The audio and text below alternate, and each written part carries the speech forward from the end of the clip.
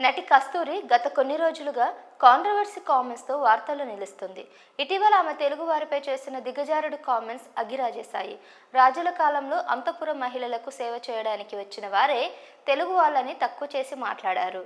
అలా వచ్చిన వారంతా ఇప్పుడు తమది తమిళ జాతి అంటూ మాట్లాడుతున్నారని వ్యాఖ్యలు చేసింది. 300 సంవత్సరాల కిందట ఒక రాజు వద్ద అంతఃపుర రాణులకు సేవ చేయడానికి వచ్చిన తెలుగువారు ఇప్పుడు తమది తమిళ జాతి అంటుంటే, మరి శతాబ్దాలకు పూర్వమే ఇక్కడకు వచ్చిన బ్రాహ్మణులను తమిళులు కాదని చెప్పడానికి మీరెవరు అని పరోక్షంగా ద్రావిడవాదులను ఆమె ప్రశ్నించారు. దీంతో అటు తమిళనాడు, ఇటు ఆంధ్రప్రదేశ్, తెలంగాణలో నటి కస్తూరిపై విమర్శలు వెల్లువెత్తాయి. కస్తూరి వ్యాఖ్యలు వివాదాస్పదం అవడంతో ఈ వ్యవహారం హాట్ టాపిక్గా మారింది. ఆమె కామెంట్స్పై తెలుగు సంఘాలు ఆగ్రహం వ్యక్తం చేశాయి. తమిళనాడులో తెలుగువారు ఆమెపై ఫిర్యాదు చేశారు. కస్తూరిపై చర్యలు తీసుకోవాలని, లేదంటే ఆందోళనను ఉధృతం చేస్తామని హెచ్చరించారు.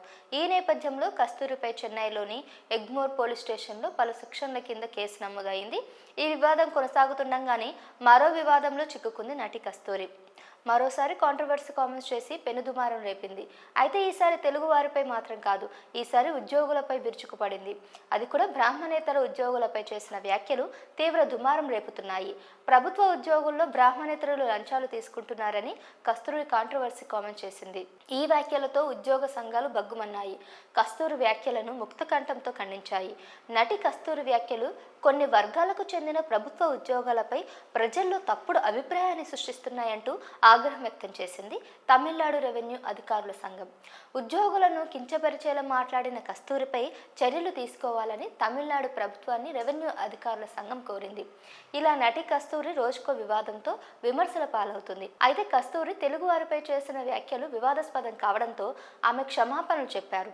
తెలుగు వారిని బాధ పెట్టే ఉద్దేశం తనకు లేదని వెల్లడించింది. తన వ్యాఖ్యలను వెనక్కి తీసుకుంటున్నట్లు తెలిపింది. కాగా నటి కస్తూరి చేసిన వ్యాఖ్యలు రాజకీయంగా పెనుదుమారం రేపాయి. డిఎంకే పార్టీ నేతలు తనను కావాలని టార్గెట్ చేస్తున్నారని కస్తూరి ఆవేదన వ్యక్తం చేసింది. ఏ విషయం మాట్లాడినా కాంట్రవర్సీ చేస్తున్నారని డిఎంకే వర్గాలపై మండిపడింది. మరి నటి కస్తూరి బ్రాహ్మణేతరులపై చేసిన వ్యాఖ్యలపై మీ అభిప్రాయాలను కామెంట్స్ చేయండి.